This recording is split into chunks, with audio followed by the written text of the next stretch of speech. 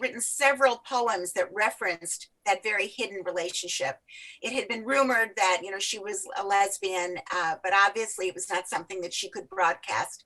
And so in much the same way that Frederick and Alice, whatever feelings they have are hidden, that's really where this poet was coming from. So we know what the purpose of the library was, obviously, right? It was to spread education, to bring knowledge and learning to the foreground of the rural lives. So were they successful?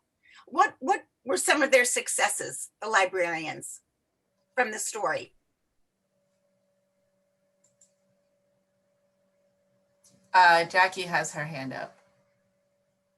I actually think one of the best things was it wasn't so much that people loved to read, it was that they introduced people to read successful. That's right. They introduced, and not only that, they brought, just by coming, I thought one of the really moving parts was about Jim Horner with his two children that were really trying to recover from the recent death of their mother. And so just the librarians coming offered what the father said was sort of the feminine side of things and was able to distract the children. So that was one of the great successes in my mind. Any other thoughts? There's a couple coming in right now. Brought the outside world to remote areas. Rural people look forward to the communication by the library people. And even the part that the women would read to them, I thought that was really beautiful because there was such a high rate of illiteracy for one thing, but also they would have to read to them. But the other part of it is just to bring comfort. Remember how when he was ailing, he was so sick, Kathleen Bly's husband, and she says, would you read to him? And then later when Kathleen was grieving after his death, what does she ask? She says, would you read to me? And it brings great comfort. You know, it's interesting, by the way, the author, another little piece that I picked up from listening to one of her YouTubes, she grew up with libraries and she said she was actually built in a library. She grew up with not a lot of money. And so she spent a lot of time in the library. And that's why this whole idea of a traveling library was so appealing to her. She really developed her whole love of reading from that. And you see in one of the characters, one of the little girls, Jim Horner's little girls, what does she say after she's introduced to all of these books? Jim Horner says, you know what? She wants to become a librarian. So you see the influence. It's really a lasting influence that they had. So here we've talked about their successes. What were the objections? What were the things that people were so upset about with this library? Well, I thought it was really sort of very indicative of the time and the role of women. They felt it was so unseemly for women. And I love one of the men said, what will be next? Women down in the mines, women driving lumber trucks. People should only be reading the Bible. Who's going to keep an eye on what they're putting out? You know what they're like up north. They might be spreading all kinds of notions. So they were so afraid of what the women were learning from the librarians. We have another comment from Leslie. She raised her hand. Well, I think one of the things that upset them the most was the Blue Book. Yeah. The fact that they were trying to give women information about their bodies. And of course, everyone thought it was terrible, as if it were 50 Shades of Gray. Well, I guess back in that day, it was yeah, the 50 Shades of the Blue Book. Yeah. And of course, that also shows the way that generally sex was viewed, because this book clearly dealt with female pleasure, and the idea that a woman might make advances or might even enjoy sex was something that was unheard of, right? There's also a comment from Elaine. Elaine, do you want to unmute yourself? Yes, I just shared the picture of that actual book in the chat. So you can go back and see the image. We found it when we did this book in our own book discussion group. Great. And then Lila Kimber also has her hand up. Lila, do you want to unmute? I sort of felt that some of these people who were receiving the books were a little bit jealous because these librarians were well read. So it was like a different class of people. And maybe they felt these women were looking down on them. What did you think? That's What did you think of that? You mean, well, usually the women had to request the book. Remember, that was sort of an unofficial book. That was not really for public, dispensing. They weren't doing that. It was really if the woman requested the book. So she wanted it, usually. What was interesting is usually the women were quite grateful afterwards. She talks about the fact that they were so appreciative and often came with a twinkle in their eye. They really did enjoy it. And the men enjoyed it too. And it was really a strange thing when you think about it, because she tells about how no one talked about sex openly, but yet in the winter, when it got dark so early, there was absolutely nothing else to do. Mhm. So nobody talked about it, but a lot of babies were born 9 months later. So, I thought that But was, wasn't there one husband, the wife wanted it, but the husband looked down on these women. He didn't like it. absolutely. Well, we see that with Bennett, don't we? When Yeah. she tries to do something that she reads in the book and he says to her, "Oh my God, you're acting like a prostitute." He's Yeah. just horrified, right? Exactly. Lynda, there's a number of comments in the chat about the reasons the men didn't like it. And it's starting with that they didn't, Jackie said what they thought was influence that they didn't like. Lynda said women gaining strength with knowledge. Maxine said that they were being paid, they didn't like. Leonard said men who were against the library were becoming advocates of reading. And Ruthie said library women would be teaching the other women bad ideas. That's what these were all very sound objections. That's right. They were teaching them a lot of ideas, not necessarily bad ideas, but they were teaching them. Right. And this all really goes back to the whole role of women in those days. And I thought one of the interesting things was the author talks about it was such a patriarchal society. And I love the fact that the pastor, at one point, you remember when she finally works up her nerve and she leaves after Mr. Van Cleve has smacked her, right? Do you remember that story when she gives the dolls to the Horner girls? And he's so angry, the father-in-law, that how dare she take one of the dolls that were sitting there from the departed wife's decor, and she gives them to these children who are just lost their mother. And he's so angry, he smacks her. And she leaves and she goes to Marjorie's house. And the pastor comes and he tries to convince her to come home. And he says, "You have to go back. You have to go back to the Van Cleve house. It is through domestic life that you will achieve true contentment. A woman's place is in the home. God says so." So again, you see where this is all coming from. You also, so much of it is Lynda, just, have two people with their hands up. I have Adrienne Cohen, if Adrienne wants to unmute. Hi, I was going to say the preachers had a lot to do, the churches had a lot to do with the prejudice against the women. They didn't want the women having knowledge, having money, having power, having any sense of themselves. They wanted to keep it absolutely patriarchal. And so the men used that and said, this is against God. yeah. Which so is always a good argument. it is, yes. Jillian also has her hand up. So Jillian, do you want to unmute? Yes, two things. One thing was that you said the women requested the books, but I was curious how Clem got Little Women. And the second thing was I was very disturbed by the whole doll giving. I mean, I felt bad for these little girls, but I do think Alice should have asked before, in case there were special dolls. Not that I forgive Right. Mr. Van Cleve for beating her up for that, but I didn't understand that scene as well. Like why. I mean, I understand she wanted to give them gifts, and I do think that was a very nice thing. I just wanted to understand. Yeah. So, I want to talk a little bit about Alice and how she changes, because I feel like that was one of the things that was really one of the significant things in terms of her changing. All of a sudden, she doesn't ask permission. That's such a good point. She does take it, because we see where her frustration level of being in this house where she's not allowed to move any piece of anything. She is not allowed to voice an opinion, right?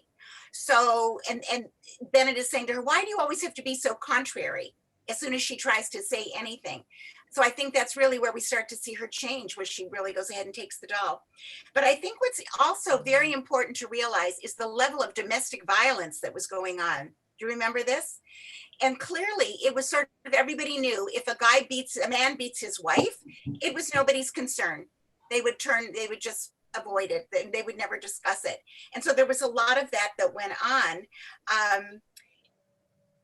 There are a few things that I picked up on. All of the jurors later in the trial, remember that? Who was on there? It was all tobacco farmers, mostly. It was men. It was all men. And I love this one thing, that the women were told to leave the court. They were allowed to leave court early because they had to prepare lunch for their husbands, right? For the men. So yeah, it was that society was very patriarchal. And of course, what about marriage? What are the views of marriage that you saw? Lynda, Leslie has her hand up. So Leslie, do you want to unmute? Yes. Well, first of all, I wanted to say that I think Alice changed because she was very much influenced by Marjorie. Absolutely. And personally, I feel that Marjorie was really maybe the main character in this story. I kind of empathized with her more than I did with Alice. I liked her very, very much. I liked Alice too, especially when she changed. Right. And someone asked about the Little Women book, but he didn't get it. It was that Marjorie threw that book at him to protect herself. And that's what got him, away from her and actually killed him, yes. Yeah, so we're going to talk a little bit about the outcome, the ending of the story. But yeah, that the Little Women definitely plays a big role in terms of, number one, it's one of the major pieces of evidence that they have against Marjorie at the end. Yeah, Marilyn, did you have something? One of the things that I saw regarding getting back to the man is I always see this in this book also, that men want to keep control.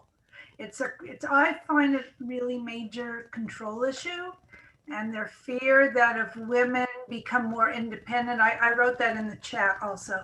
If women become more independent, then they might lose control, and then where will they be? So it's the old control issue, I think. Right. And you see that, and that's the whole idea of even the domestic violence, where it's carried to that nth degree. Any other comments about that you want to talk about with the men? Sandy has her hand up. So Sandy, can you unmute? Do you want me to help you? Okay. You, okay? We hear you. We got you. Okay, what was the question? Oh, men. I forgot what I was gonna say, that in this book, even though most of the male characters are not very, what we would call sympathetic. Fred, was that his name in the library? He was a wonderful man. And I think female authors tend to do that. We tend to put one good guy in there so we won't be angry at all of them. And I don't know if I should do this or not, but I read both books, the book Women of Troublesome Creek and this one. I love them both because I think any story that tells about giving public, especially poverty-stricken public, books is a story that I want to find out about. And the other one was, even though there were a lot of similarities, it was pretty different. It dealt with blue people, which I had never knew about, and I think very few people know about. And it dealt with a wonderful male character in that book who you really fall in love with, but only one. The rest are similar, very similar kinds of communities. Well, they're not educated. They're not aware. They really want to keep us as women in a place that we can't get out of, and they control it. Right, right. So- So it's interesting. Yeah, that's why I would encourage everybody, if you're at all interested, go ahead and read the second book as well, because they are different enough, and it also got very wonderful reviews. And again, I see a lot of people have already read it and read the second book as well.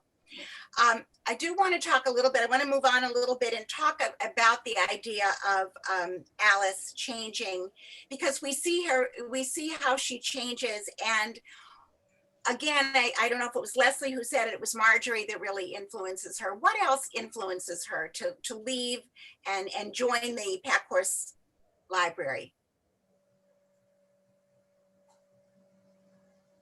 Well, for one thing, we see that she is so totally stifled in that house with Bennett and his father. And that Mr. Van Cleve, I mean, that was so ridiculous. Even when they got married and they go back on the ship, you remember that? They shared the cabin with them. And his bedroom was right next door, and he would knock on the wall whenever he heard anything going on between Bennett and Alice. So you see how overbearing he was.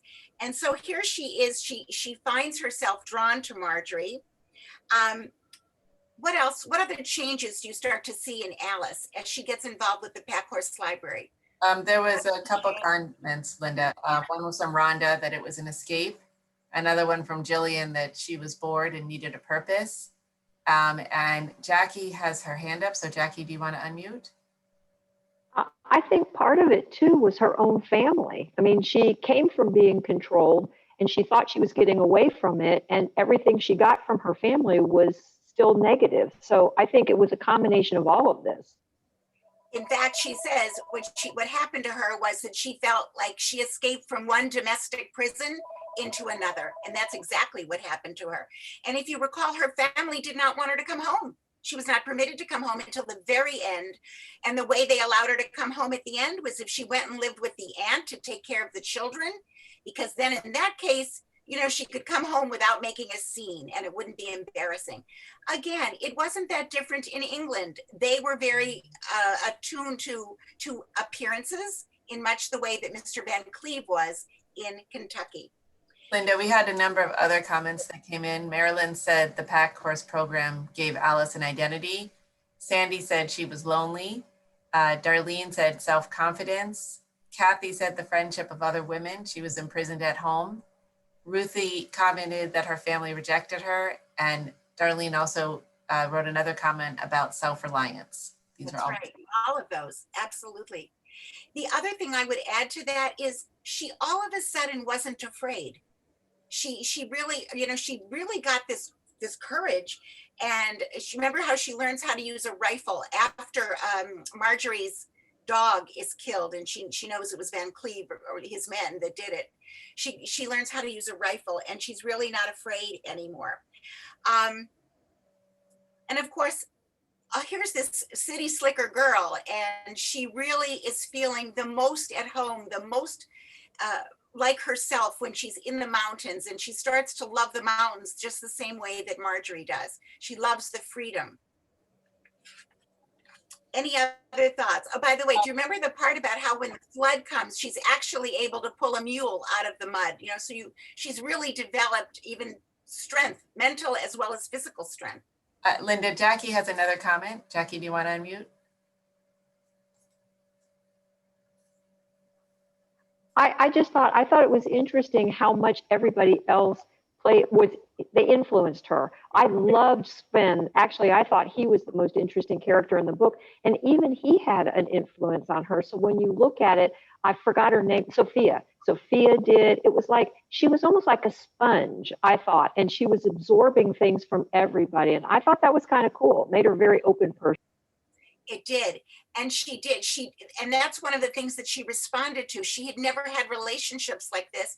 And when she's contemplating at the end, going back to England, she realizes she will never again have those kinds of relationships, the kinds of people that influenced her the way that these people did. So speaking of influencing, let's move on to Marjorie, because I found her to be also one of the most amazing characters. Here's a girl who had terrible, terrible childhood memories. She remembers her father beating them all. She had grew up with a reputation of her family, And in the end, it's her reputation, her family's reputation that pretty much almost does her in the courtroom, right? And she is just the absolute opposite of the way Alice was how Alice first appears. She's not afraid of anything. She has lived in the same house that she was born in and never wanted to go anywhere else. She says, I suit myself. I got everything I need right here. And people generally leave me be.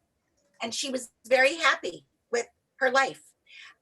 She behaved like a man, Alice says. Any other comments about Marjorie? I love the description that she went where she liked and she said what she thought, and she never hid anything behind the polite euphemisms that everyone else found so useful. Anything else you want to say about Marjorie? Leslie has her hand up. Leslie, do you want to unmute?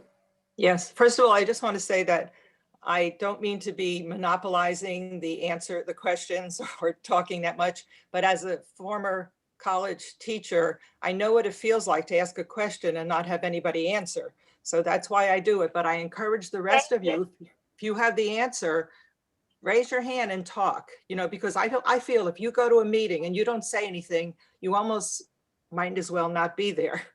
Say something. Okay.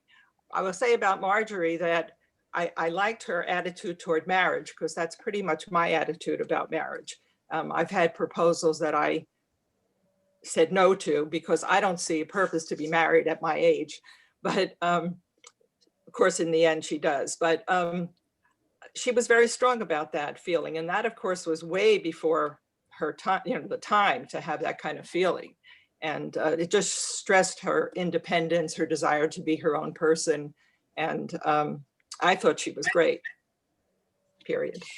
Leslie, one of the things, just to follow up on your point, one of the things that the author said in one of the interviews that I read that was written up, it was the fact that she wanted to write a character like Marjorie and with a relationship with Sven, because it was a highly, it was an enjoyable sexual relationship, and it was without marriage. And this was Marjorie. She was a woman that did not want, I love the line where he says to her, Marjorie, please marry me. Sven says, marry me. I'll let you do whatever you want. And what does she do? She bristles and she chastises him. How dare you say let? You'll let me do what I want? Right. That's the thing that really trips him up at that point. So yes, so the beauty of this story is that you see a lot of relationships, and all of them are in contrast to what Alice has with Bennett. And certainly what Marjorie has with Sven is a very beautiful, full relationship. And here it is without marriage. But we see another beautiful marriage with Kathleen and her husband, who ultimately passes away. But she's got this beautiful, tender, loving marriage with Garrett. And of course, all of that is in direct contrast to so many of the marriages that she spoke when she talks about the domestic violence and all of the things that do happen, and certainly what happens with Alice and Bennett. But you know what I found really interesting? I want to talk about Marjorie changing. So what causes Marjorie to change? And it's interesting that the prologue of the book is actually about her run-in with Clem McCullough, right, because that is, of course, the pivotal piece for her. Because all of a sudden he attacks her on her route on this remote trail, and she has to fight him off. And she goes ahead and she battles him and she hits him. And how does she hit him? Book. She slugs him. The only thing she's got in her backpack is what? In her saddle pack is the book. She hits him with the book. He falls and she's petrified. She doesn't even turn around to see if he's following her, because what she does not know is what? What she doesn't know is that he's dead. Right. But she becomes so fearful for the first time in this entire story, and we are to believe in her whole life, the first time she is actually afraid is that he's going to catch up with her. And if you remember, Sven stands guard outside the house when she comes home, and she is real. All of a sudden, we see that she has changed. You never Well, mentioned, hi, Yeah. you never mentioned anything about the baby. Wow, that's a big change. Exactly right. Exactly. She does have a baby. And that certainly leads to her decision in the end, doesn't it? To ultimately marry him. That's one of the pieces that ultimately convinces her. And it does totally change her. What else? Jillian has her hand up. Is her. Oh, yeah, no, I was going to mention about the marriage because it seemed like there was no real happy marriage. I mean, yes, but you had people whose wives died, whose husbands died. Someone walked out. It just was like, it just so many different things. But you were asking about Marjorie and what changed her. So the baby changed her, the trial changed her, but like really the trial. I don't know whether it's my computer, but you're going in it Oh, or anybody else. Say it Sure. again. Her trial Jillian? in jail really changed her. That's what changed Marjorie. Absolutely. Yes, yes. And Loneliness. also, And she what became stronger, so much stronger. That was her change, right? She became so much stronger and so much more independent. All of a sudden, we see Marjorie, because of the attack, because of her fear of Clem, because of the trial, because of the baby, what happens to her? She's going sort of in the opposite direction, right? She becomes diminished. She becomes all of a sudden, for the first time in her life, she is dependent dependent on, first of all, even what the jury's going to decide, but she becomes just sort of a shell of who she was in the beginning. Anything else you want to bring up about her? I have from Leslie. Leslie? I just wanted to say that I loved the irony of Clem being killed by little women. By the way, I love the way that the author does, very humorous in the trial. And just for those of you perhaps remember it, I want to just see and that she gets off. The only way that she gets off is that they finally, the women, the pack horse librarians, go and they speak to Clem's daughters. And of course, we have to give Bennett, who to me was weak, whatever. But the point is, at the end, he does give a piece of information to Alice, the trade of the trial. He tells Alice, you know what? The sheriff never managed to speak to Clem's daughters. Do you remember this part? And so he goes, and so the girls go, the pack horse librarians go, they manage to speak to the daughters, and the daughter comes and she testifies at the trial. And I love the way at the very end she tells, oh no, my father, he was walked all the way back to town to return the library book. And the judge says, well, what's the library book? Oh, well, it was Little Women. And of course, everybody starts laughing in the courtroom, right? It was so ridiculous. That was a But great she did moment. give that testimony. It was a great moment. And the author handles it very humorously as well. Yeah. And of course, it does turn the whole tide, and it allows for Marjorie's release. But again, I loved, for me, with each of these characters, you saw changes. What about with Izzy? So how do you see her change? Izzy's the one she's Mrs. Brady's daughter. She has polio. She has a brace on her leg. All of a sudden, we see this tremendous change in her, right? All of a sudden, we see that she gets her own independence. All of a sudden, she's able to ride horses, which she never thought that she could do. And she has these friends, again, the power of friendship. And with Marjorie too, all of a sudden, she's no longer a loner. All of a sudden, she's got Alice living in her house along with Sven. Any other comments? You have a couple of comments. Yeah, sure. Izzy became empowered. She gains confidence and becomes responsible. Jillian was asking, she didn't understand how Bennett, he was so weak in his relationship with Peggy. By the way, how great was that? I love the way that was.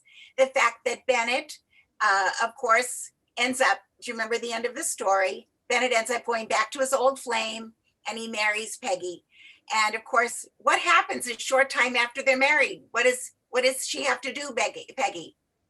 She comes to the library and she calls Marjorie aside. And what does she do? She says, listen, whispers, listen. Hey, you know that blue book you guys have? Can I borrow it? Because why? Of course, Bennett is no different with her than he was with his wife. If he was gay. He said that Izzy had learned to stand up to her parents, and there was somebody else. Oh, somebody else said she had gained confidence and oh, we got that one. Okay, she had learned to, that was a big one, that she had learned to stand up to her parents, Penny had said. And that was a very big one, exactly. And actually, she influenced her mother, who for the first time spoke back to Mr. Brady and said, no, you know what? I'm not going to insist that she quit the library. It's good for her. And, you know, so you see where that was great. And the other thing that was wonderful about Izzy, here was a girl who actually could not get up in front of 5 people, the author says, as everyone watched, Izzy Brady, who struggled to stand in front of an audience of 5, turned to face the shifting crowd. Remember at the end, right before the night of the trial. And all of a sudden she looks around and Izzy takes a deep breath and she began to sing. And she starts to sing Abide by Me. And it's beautiful. It really, it's very heartening for Marjorie to hear this in her jail cell, knowing that her librarians, her friends are there to support her. Lynda, one thing, Jane brought up a question. I also had that same question, Jane. She wanted to know, was Bennett gay? Which I'm sure that the other people probably thought that as well. But I just also wanted to make you aware of the time and we wanted to have Kathy speak as well. So I do want to just, the one person we did not speak about yet, and I did want to bring up Sophia very quickly, because as we talked about in the very beginning, the racism and the class inequality is very prevalent in the book. Sophia has to come in the back door. She has to work at night. She can't be seen because because she is Black, and she had been working at the colored library in Louisville. And you really see through Sophia, there is such hatred and such discrimination at that time. And of course, and it's interesting that oh, by the way, talk about humor in the book. There was one thing where Ben Cleve says, he finds out about Sophia and he says, he quotes, the 1933 Public Accommodations Law, which authorized segregated libraries for different races. And Marjorie answers him back and she says, oh, no, don't worry about Sophia. She only works here. We've told her under no circumstances is she to open our books and read them. So that was her answer to him. Yeah. So the racism is very well brought out in the book. So Kathy, I want to give you a little bit of time because Kathy had a unique experience of working and living for a while in this very part of the country we're speaking of. So Kathy, wherever you are, I'm not seeing you on my screen, but let's hear what you have to say. Here you are. Thank you. Thank you so much, Lynda and Debbie, for having me speak today. Just a little background. I graduated from the University of Washington in Seattle, and my friend Crystal suggested and convinced me to go and work at Buckhorn Children's Center in Eastern Kentucky and volunteer there for the summer. And while I was there, I decided that I didn't have enough meaning in my life, and I very impulsively decided to stay in the area, and I got a job teaching special education. I was teaching in a town called Beattyville in Lee County Middle School. As I was reading the book, I suddenly realized that Baileyville was in fact Beattyville and Lee County was my Lee County. So I was really engrossed. That year was the most difficult year of my life. My students, I had 15 of them. They were extremely slow learners and they had many, many emotional problems. We eventually got along. I, like Alice, I really felt isolated. I felt lonely and it was tough, but I got through it. School was a haven to these kids. Indoor plumbing, food, electricity, cleanliness, I mean, things that they didn't have at all. I lived in Boonville, Kentucky, which is also mentioned in the book, above Paul Campbell's Standard Station, and that's a whole nother story. But I would visit my students' homes once in a while up in the holler.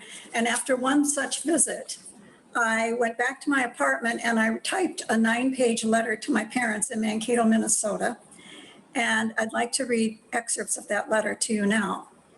Interestingly enough, it was written on January 16th, 1971 at 1:15 in the morning, exactly 50 years ago, almost to this very day. So here we go. Hi, Mom and Dad. I just experienced some gut-wrenching poverty. I've been wondering when it would happen. Well, tonight was the night. I went to supper at one of my pupils' homes, and oh my God, you had to see it to believe it. I got the first hint of what was to come when Cecil, my student, casually mentioned that we had to walk half a mile up the holler before we'd come to his home. Can't drive a car up there. Walking up the holler was beautiful. Cold, crisp silence, no snow, just a tiny bit of sun casting late afternoon shadows. Cowbells tinkling, lovely. We rounded a curve. I looked past a yard of crap.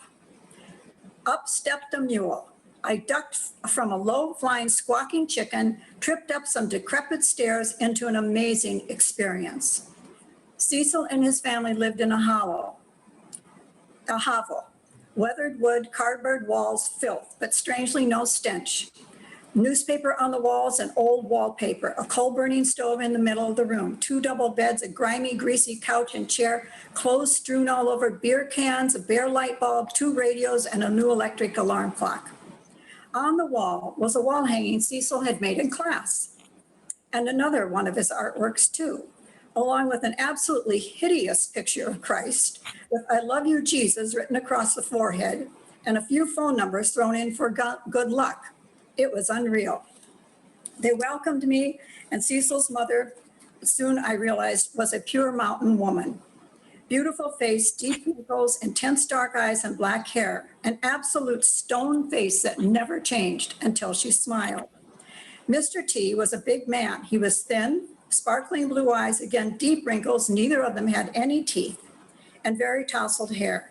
Everyone was just sitting around the stove smoking, and I soon realized drinking. Within 15 minutes of my arrival, Mr. T and Cecil's older brother and a friend were stone drunk. No one seemed to mind. Mrs. T asked if I'd like some coffee. Of course, I felt the water was boiled, why not? So into the kitchen I went. It was worse than the other room. I won't even go into it. Filthy, infested looking dish rags, old oilcloth, old food. I just thought, this is what I always thought it would be like, but it's real and it's worse. Just then, Mrs. T said, "You can't leave without having something to eat." I thought, oh my Lord, here we go. Anyway, she slapped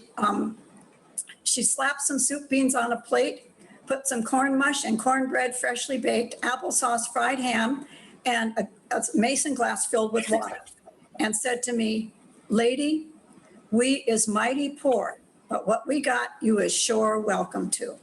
Well, of course, I dug in and I managed to survive. I sat on a lard barrel during that whole time, and we just talked and talked and talked.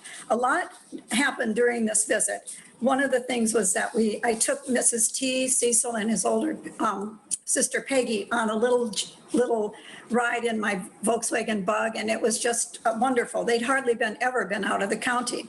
But soon it was getting late, and I really had to leave. My bladder was killing me, and I noticed the outhouse didn't have any door on it. So Mrs. T gave me some homemade cornbread and applesauce, which I threw away the moment I got home. They wanted me to stay all night. Can you imagine? I said, no. Unfortunately, I have a meeting very early in the morning. So I bid them farewell, and Cecil walked me back down the holler. By now, the moon had risen, and the sky was sparkling with stars. What a wild and free feeling, traipsing along that road nestled among the hills. The stars and the moonlight were absolutely enchanting.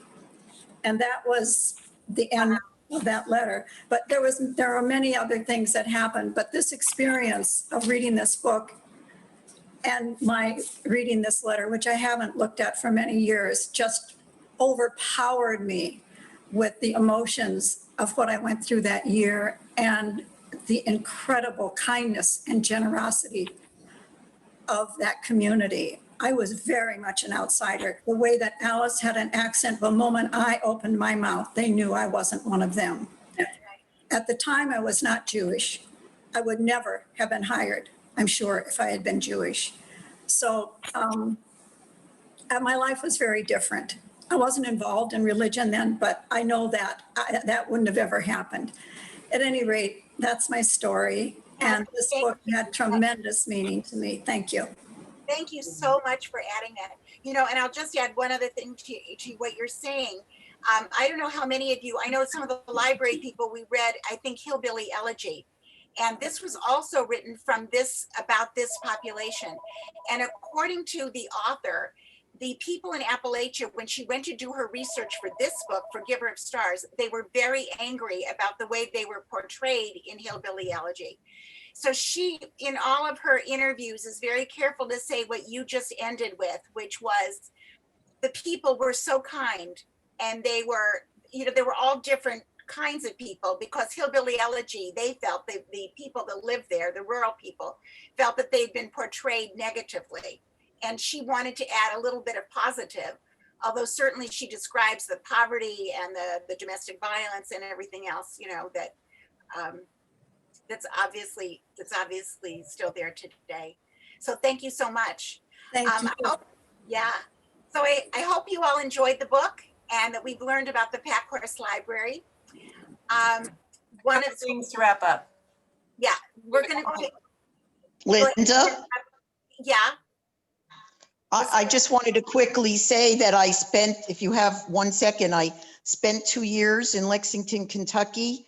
My husband was in the public health service and I taught high school there.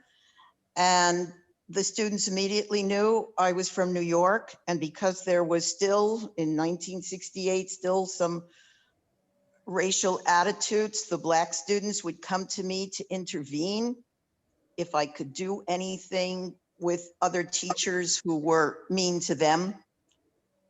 We also took a trip with another couple to Berea, and we saw the poverty. And our friend's kid was named Zev, and they said, "Oh, Zeb, what a beautiful name."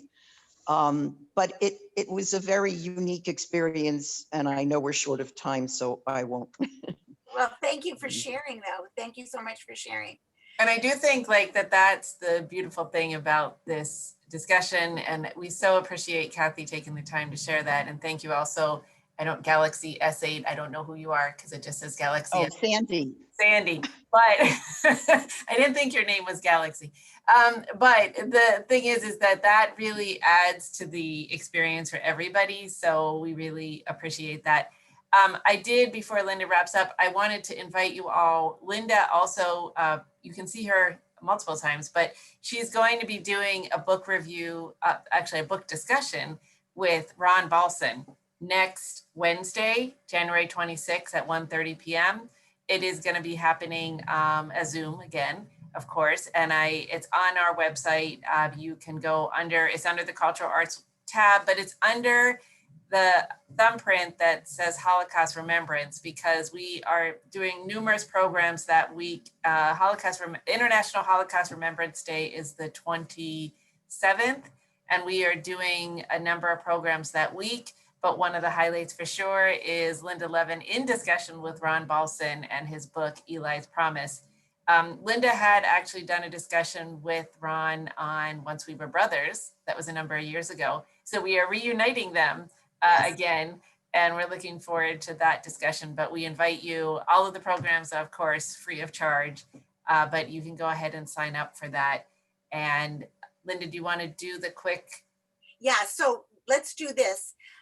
Before we close, if you pretty much solely depend on the library for your books, where it says chat at the bottom of your screen, Could you put a Y for yes? How does that sound, Debbie? Does that sound good? If you can put a Y for yes, just so we can get a number. Yeah, I would like to know because it's very difficult to choose books where we need a lot of copies at the library in the library system.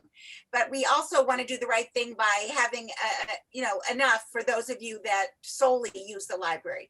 So if that is your main means of getting your books, please put a Y in the chat room. And that Okay? does include also if you, like me, I use the library for the, what is it called? The ebooks that they have. So if you do your ebooks through there, then make sure that you're putting a Y, just so that we are realizing who's. So that we know how many books we need to secure, right? And of course, yeah. Because there's nothing worse than being number 57 and there's only 5 books. So it's Right, not a good feeling. And if you do get a book and go ahead and share books if you can, when you get a hold of the books, in case we're short on them. We might be short on one of our selections for March in the library. So if you've got a hold of that book, please pass it around. Okay, share books as much as you can. Okay. Sounds Well, great. it's been great seeing everybody, and we look forward to seeing you next Wednesday for Ron Balson's interview, which would be we'd love to see everybody there. And if not there, then or in addition to, we look forward to seeing you next month when we do American Dirt. So Thank you, Linda. Thank you, Linda. Thank you. Thank you. Thank you. Thank you. Wonderful. bye. Thank you. What a Thank you great so great much. session. Yes. Kathy, thank you again. Thank you, Sandy. Thank you for sharing. Kathy, thank you so much. Okay. Thank you, Love it, love Jackie. it, love it. For sending. Thank you, Kathy. Thank you for this great program. Thank you. Great. And I belong to Dade County. So, Oh, There you go. we're so glad to have but you with us. Glad- yes, but I do enjoy it so much. Yes, yes. glad- So glad you crossed the didn't- county line. Yeah. Thank you, Doris. Okay, bye. Bye Be bye. well. Bye-bye. Thank you. Thanks, Linda. Thank you. Bye, guys.